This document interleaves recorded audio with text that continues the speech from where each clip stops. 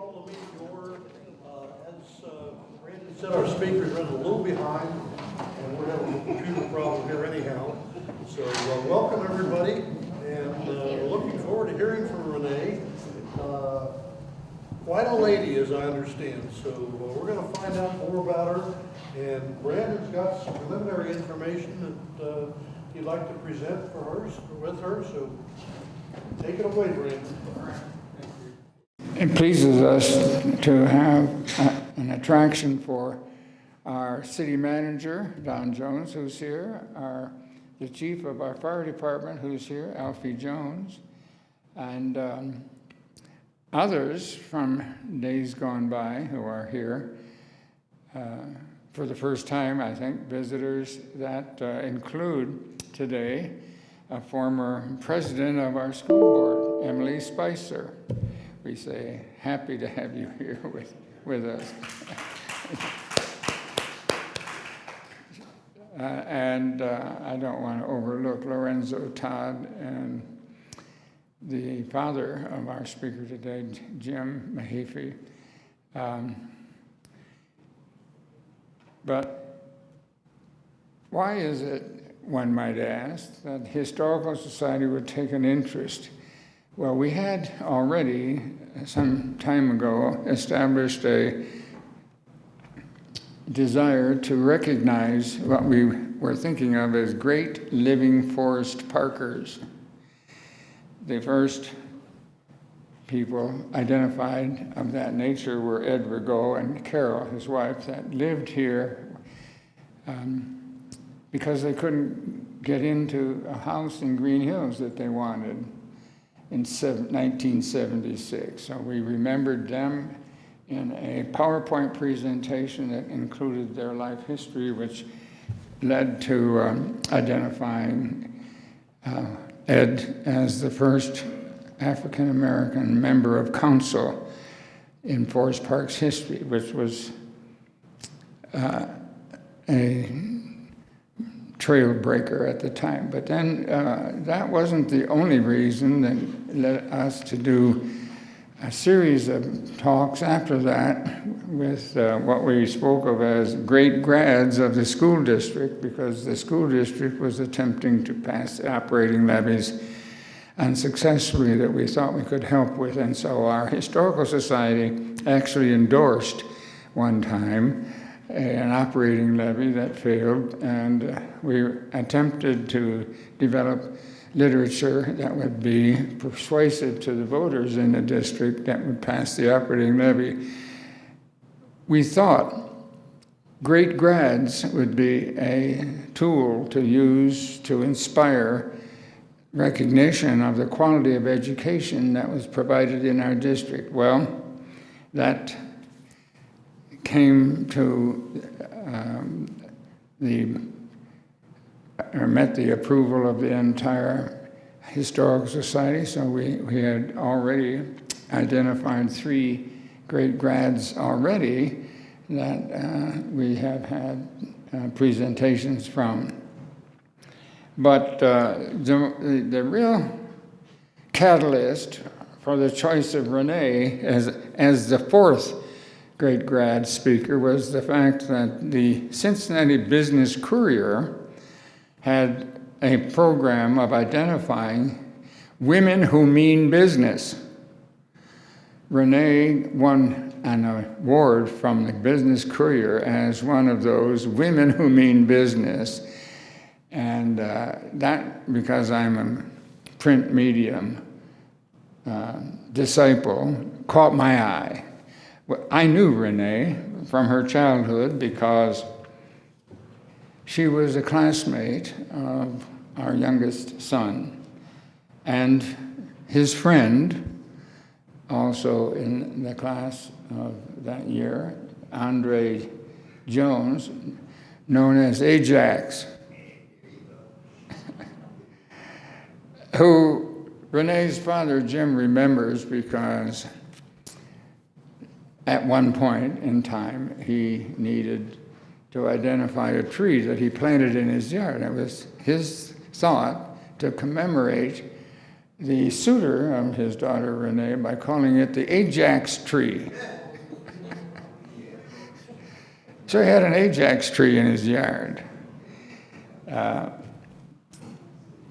But Renee, on the other hand, found another suitor later and married and had a daughter who I understand is now entering medical school at Temple University, which is why Jim is wearing a hat from Temple University. And congratulations, Jim, and your family, your daughter's success, your granddaughter's success. But I want to draw attention to what's on the screen right now. If you spend some time searching the internet, you'll find Renee's name there multiple times. And this is not exhaustive. It follows her Greenhills high school education in 1982, her 1989 graduation from Ohio University. But then I knew her after graduation from Ohio University because my public relations efforts in a civic group in Cincinnati crossed paths with her civic interest. She was a business owner, an LLC business owner with a company called RMH Consulting. I had in my Rolodex file, which is 50 years old, I had this card still there, and I don't know what year she formed her business, but she was in the private sector with an LLC as a consulting group at that time, while I was engaged in other civic efforts in the city of Cincinnati. But, and I'm going to ask her when I get a chance when that was, but in 2005, as I show on this set of, she became associated with a campaign called the Do Right campaign. This was something that aimed at closing the gap of obesity that had become known to be an African American problem, out of proportion to the numbers of obese people in the white community. So there was a gap, and that's what got her interested in what was called a campaign of the Human Rights Campaign of the United States. And so she signed up for that, which was sort of a typical thing, because then she got to replace Dwight Tillery in 2018 as she became associated with the Closing the Health Gap initiative of Dwight Tillery, who was mayor of Cincinnati for some years at the time. And in 2018, she replaced him as its president and CEO. And after that, she was identified as a person throughout Cincinnati as one who could assist in achieving efforts to increase racial equity. So she was identified and appointed as co-chair of a task force, Cincinnati City Task Force, on improving racial equity. But sort of as a side matter also, because her business location was in the Mount Auburn area. She, by the way, has offices on Burnett Avenue, which is where the old Jewish hospital was located, or it is located, but is no longer operating there. That's where her office is, and so she's sort of, her business address is in Mount Auburn. She took an interest in that community and its improvement, and undertook what became known as a community-based participatory research initiative. There are 5 elements to it, and it includes going door to door and getting people engaged in community efforts of improving things in the city or in the neighborhood that were running down.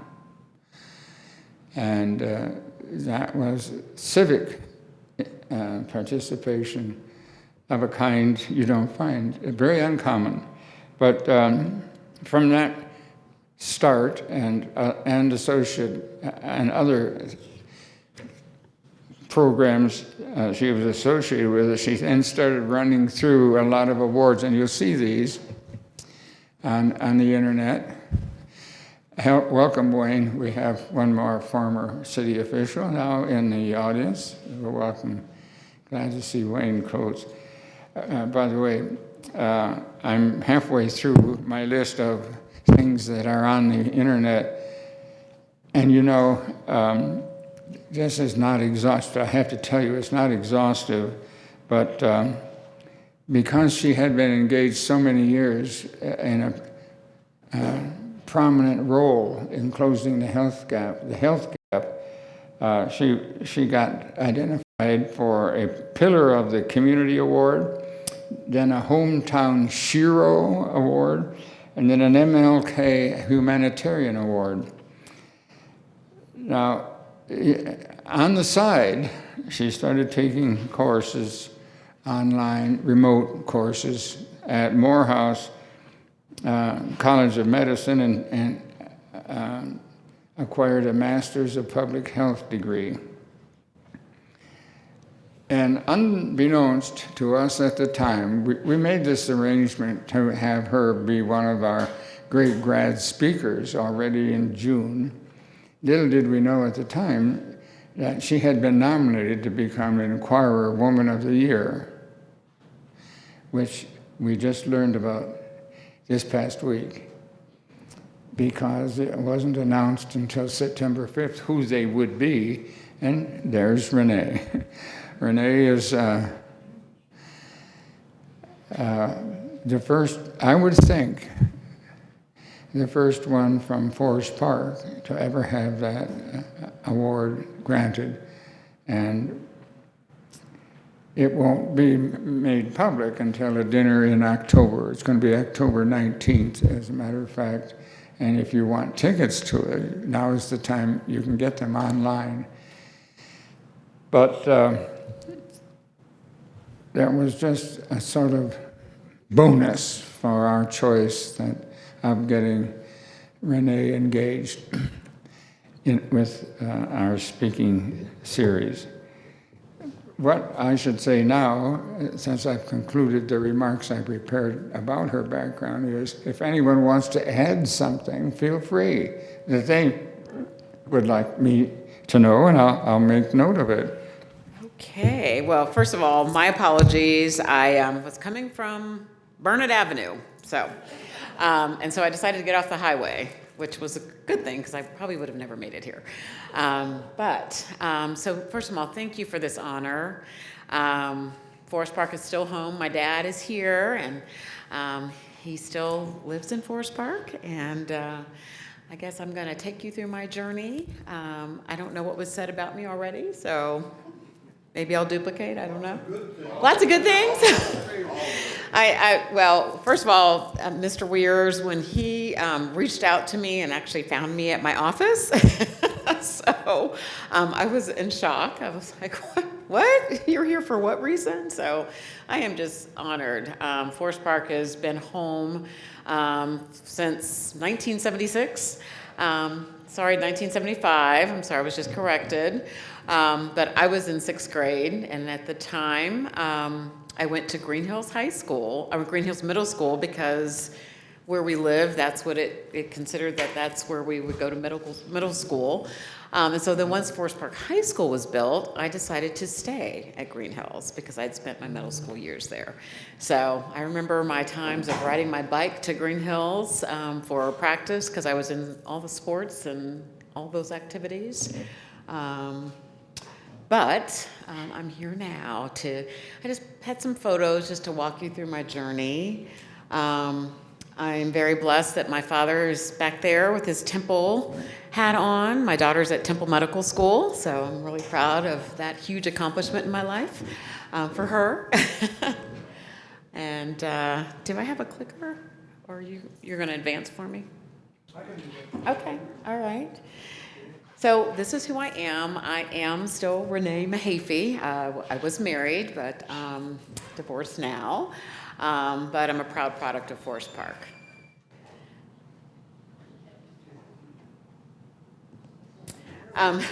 So this is a picture from high school. I was on McAlpin's teen board, if any of you remember McAlpin's. So this is a high school picture. 1982 exactly, when I graduated from high school. Next picture. So I went to Ohio University. This is me outside of the Baker Center, it was our school center for all kind of activities, and I was also a manager there during my college years. Next slide. So this actually is this is my Greenhills graduation. So it is not my college graduation. I know by the hair. Next slide. So these slides are kind of all mixed together, but my journey has been, I've just been blessed to have many opportunities. And again, I don't know if you talked about my journey or not, so I'm going to tell you a little bit about it. My first job was with Sherrod Brown, who was then Secretary of State after college. And I had the bug for politics for a little bit. Then I worked for Charlie Lucan when he was in Congress. And then I decided, I got to get out of this politics business. So I went into banking. So I was really honored that I worked for then Central Trust, but now PNC Bank. I ended up being Vice President of Community Development for a 3-state region, and it was really a phenomenal experience. I think what you'll see in a through line in my career is that it was always about serving the community. And really, I learned that service from my parents, from my dad, my mom. This is an example of what I'm doing today and advocating. I didn't know I was going to be on a bus. I was advocating for Life Center's organ donation efforts, and I was in their calendar. Well, they decided to take my calendar picture and put it on a bus. And I learned this because somebody sent me a picture of the bus. And so I said, I don't remember signing to be on a bus. And they said, well, you didn't read what you signed when you took the picture. So anyway, I'm proud that I am continuing to advocate for issues that impact our community, let's keep going through those pictures. So my family is very important to me, and so this is a picture on Lynn Cross Drive. These are my nieces and nephews and my daughter. They're much younger here, but my journey still continues in Forest Park. This is a picture in front of my parents' home. Next, more pictures of my mom and the grandchildren. Again, they would hate that I'm sharing these young pictures of them, but this is at our home and on Lynn Cross. And so this was very special to me. I'm hoping that I get upset and cry. But my mother was all about service, and she decided, I don't remember exactly when, that she wanted to make sure that the grandchildren and all of us gave back. And so at Christmas, we selected a nursing home. This is a nursing home in Forest Park. And so Christmas Eve, we would go and sing carols and give out socks and candy to the residents that were there on Christmas Eve. And it was something that she started. We haven't continued because COVID hit. But it's just a special memory. And so again, always remain connected to Forest Park. Next. I have been blessed with many honors, and for those who know me, which I don't know that I know everyone individually, but I am the kind of person that doesn't seek recognition. So that's why I'm so honored, and but I've been blessed with lots of honors. So this was a Nefertiti Award from the Cincinnati Herald. And again, my family, so this is the theme you'll see. My family is a big part of who I am today. My mom and my dad and my nieces and nephews and my sister and my daughter. Next slide. So I decided later in life, a couple years ago, to go back to school. And so this is a proud moment that happened in May of this year. I received my master's in public health from Morehouse College of Medicine. And so this is my family all joining me in celebrating. So education has been very important. Education was an important factor that my parents taught us. And so I can say that our family, our grandchildren, nieces and nephews all can continue in that journey. The Bengals are important to my family. My dad is here. He's not in Bengals gear today, but I remember, I guess I don't really remember this, but in 1968, he was like a proud Bengals fan. Okay, and so I just remember having these, what do you call them, pre-Super Bowl parties? So this is when, they weren't where they are today. So he is a loyal fan. I was a fair weather fan, but I would come to the parties anyway. So this is very special to me. This is a couple years ago, and this is my daughter and my dad and myself and her boyfriend. But, again, the Bengals tradition has been a big part, and I remember watching lots of games, the Bengals and the Reds, in our home in Forest Park. Next slide. So this is my daughter, who I'm very proud of. This is her white coat ceremony at Temple University School of Medicine. So that just happened August 4th. So when I think about my life journey, our family is so critical to that, but watching her go through this journey from Northwestern to now medical school, I'm very proud. And so that's one of my biggest accomplishments, is where she is today. Next slide. And so I close. I'm not going to close, but this picture is why I'm here. My mom and dad moved to Forest Park. Some of you may or may not know this journey about them, but they coached soccer. They were involved in so much in this community, including Cub Scouts and many community service efforts. And so when I think about my journey from politics to banking to leading a community development organization called LISC, and now having the pleasure of serving the community of this region through the Center for Closing the Health Gap, and becoming the CEO in January of 2019. Again, serving people, being a part of the solution and making everyone's lives better, or at least working towards it. Not by myself, but with each other. And so that did not happen without my parents instilling in us service, instilling in us knowing that every person we meet, they have a story. And where they are or where they aren't has to do with some part of their story. And seeing the best in everyone is what they taught me. So I wanted to close with this picture. I, again, have been blessed with many, many, many opportunities to serve. Most people who see me, they're like, well, if Renee is going to give it a task, she's going to make it happen. And, well, I don't get to make everything happen. I was asked recently by the Cincinnati Enquirer, because I was recently named one of the Cincinnati Enquirer Women of the Year, along with you. I saw your picture in the paper when they were looking back in time and saw that you were a Cincinnati Women of the Year as well. So it's really an honor to be a part of that recognition. I think when they called me, or when Burl Love called me, I said, what? Me? Why?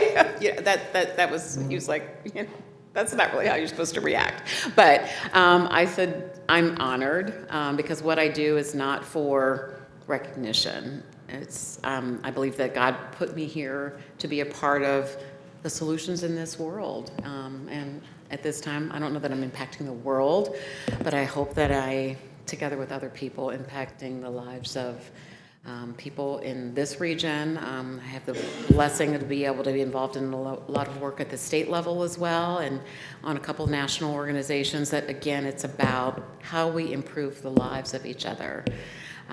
So again, I am very honored. I've left out a lot of things in my journey, but it's hard to talk about yourself. But I guess what can talk about is what's important to remember is that we can't do this alone.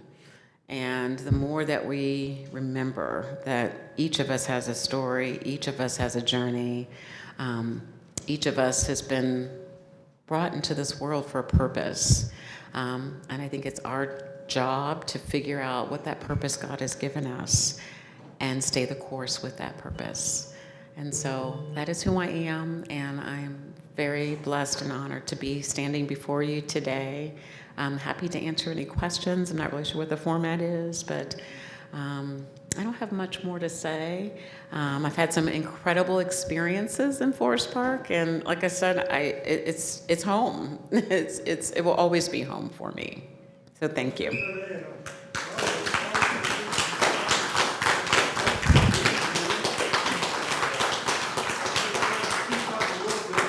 Our goal here in bringing the great grads to the Forest Park community is to promote our school district, promote Winton Woods now, Greenhills, and then it's Forest Park, and now it's Winton Woods.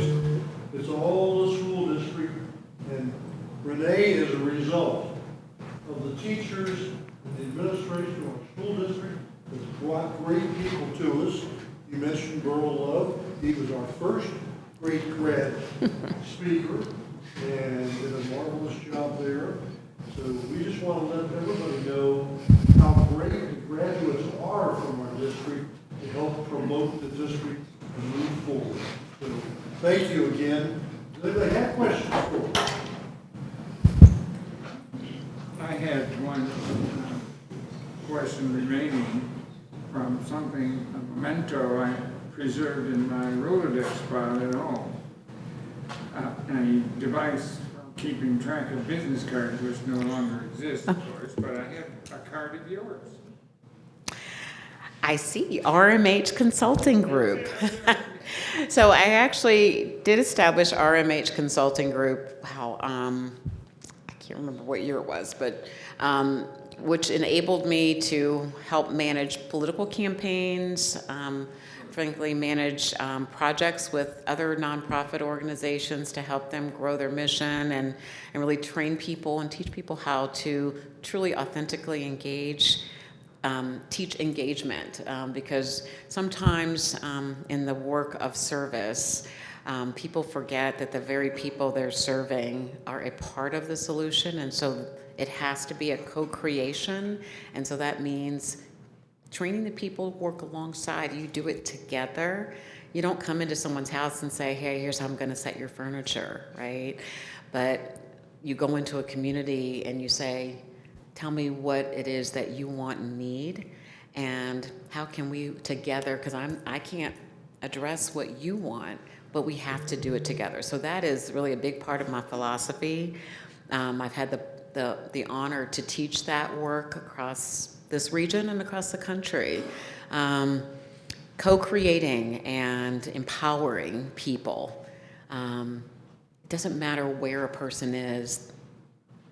You lose hope if you're not made to believe that you are also a part of creating the solution. And so that's hard sometimes, but it's amazing what people say and feel once they are more activated in their own agency. It doesn't matter where that begins. So did I learn that in school? Actually, yes. I got a citizenship award when I graduated from high school. I remember that. And I remember a speech I did for Voice of Democracy, and it was called The Melting Pot. And this, I think I wrote this speech maybe in middle school. Because, looking at the world then, as I look at the world today, I think sometimes we are so busy pointing fingers at someone else that we forget to realize that we're all in this together and that we're really better together. But we have to realize that we need each other, and we were created to be in community. But that means accepting and recognizing people where they are and meeting them where they are, and that we're all on the same journey. What part of town? I live in Walnut Hills. Close to work. Yeah, it wasn't really intentional, but yes. So yes, when I left Forest Park, I did move to the city of Cincinnati, and I've lived in the city most of my career. Your daughter's going into the medical fields? Yes, yes. Is she a doctor? She is. She's a month into medical school, but she has been fascinated by the heart. And so I believe that she'll probably continue on that journey, but who knows? She could change her mind, but... Well, the reason I asked the question is medical field is close to my heart because my wife was an RN. My oldest daughter is now an RN, became an RN at 56 years old after being a paramedic for 30 years. Wow, that's awesome. My granddaughter graduated from Miami in pre-med. Very best friend of mine is a retired nurse. And a lot of medical people surrounding me in my lifetime. It's close to my heart. So tell her to keep going. I will. Well, your heart may need her. I told her my heart might need her. But so the work that I do today is all about really helping people activate their own agency in their health. What my conversations are with CEOs of health systems are, you are a business. And I understand that you're a business, but what we have to do is make sure we can equip people with the tools to get the care, to be prepared to give the information that's going to better assist your clinical staff to be able to diagnose. And so it is a marriage between the hospital system and the individual. And so our job is to help equip people with those tools to navigate wherever they are in their health need, but in that healthcare continuum, so that that's what's going to lead to better outcomes. We can't have that dependency just on the system, because doctors are trained to analyze the data, to analyze the information so that they can make a deductive decision on what might be your diagnosis. A very interesting part of our history here at Forest Park, Joe Canner, one of the developers of Forest Park, after he got done with his development career, building buildings and stuff, decided one day that he got into the medical information field. Wow. And the Canner family today, I think they're in California now, but they are still promoting how to get medical information out to the public. So interesting transition from building homes to telling people how to find out about medical. Good stuff. Any other questions? I think you had your hand up. Did you have your hand up? No? No? Oh. Hi, Alfie. I had this follow-up question to an earlier comment you made about your early engagement with politicians and helping them obtain office. Sherrod Brown was a considerable success if he started with you. And congratulations. Oh, thank you. I don't know that I'm the reason he's a senator, but we could take that credit. No, I still stay in contact with him. I do work with his team in DC on Black women's health issues, specifically maternal health, and the cardiovascular factors that contribute to poor maternal health outcomes. So I still work with him. Matter of fact, I was in Toledo last weekend. I was on a panel that he and his team put together, a women's summit in Toledo, and the panel was on maternal health and infant mortality outcomes for Ohioans. So on the health subject, if I may, one more question. I pointed out in my earlier remarks that you were a part of a group that went by the name of Do Right, whose objective was to reduce obesity in African American families. How did that go? Well, actually, the Do Right campaign is still a critical part of the Center for Closing the Health Gap's work. Our campaign was designed to really make it, to address healthy lifestyles, but to use some terminology that might make it seem more fun. So do right is about teaching people how to eat right, live right, and move right. And live is comprised of, those experiences in the hospital, going to the doctor, but it's also about mental health. It's understanding all the connectedness from, what's going on up here truly affects the rest of your body. The Do Right campaign is still strong, and it really has been the easiest way for us to connect with individuals in the community. So we have the Do Right campaign, we have Do Right Kids, we have Do Right Caregivers, we had Do Right Babies. So Do Right is kind of a way that to talk about health but not say health, right? Because sometimes when you say health, it's like, oh, I don't want to talk about my health. But can we talk about what we can do? And that's what Do Right campaign is. You're welcome. Any further questions? Thank you again for coming to us. Well, thank you and the Forest Park Historical Society for this honor. I am very grateful. And Mrs. Spicer, like when I was looking at you, I could not remember your name like for a moment. So it's a pleasure to be here with you as well. We have a memento. Oh, what? We want to allow you to ask you to accept this token. Oh, thank Of our you. appreciation. Thank you so much. Oh my gosh, thank you. This is, now you Remnants of Greenhills and Forest Park. I'm the product of both.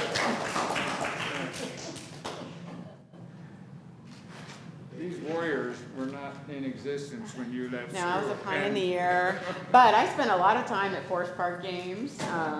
Yeah, I was a majorette, so I still remember. I think the last time I twirled, I was twirling fire on the football field. A fire baton, not fire, not fire. I wasn't twirling fire, but I still remember that experience being over at the high school field. I think it was I'm trying to figure out why I was twirling at Forest Park, but I don't know why, but I was there. But my sister went to Forest Park High School. Like I said, we were raised in Forest Park. I remember riding my bike to Promenade. This is home for me. Stephanie, yes. My daughter played soccer with Stephanie, and the whole time I kept hearing the last name. You're down there, baby. I'm confusing. Okay. Yeah. No, you're welcome. You're welcome. Where did she graduate? What year did, she's 3 years younger than me, so 86. 86. I think that's, oh, well, yes. So, yes, actually, I dated someone that went to Forest Park, so that's why I spent a lot of time at Forest Park High School. And yes, and Carl, and they were very good friends. I like the fact you honored your parents for heading you in the right direction. That's one thing that we always stress, is that parents can make children a goal-oriented group, I guess. And the children that have great parents usually turn out to be great kids. So, thank you. I wouldn't be here without them. So. Thank you. Thank you. This is wonderful.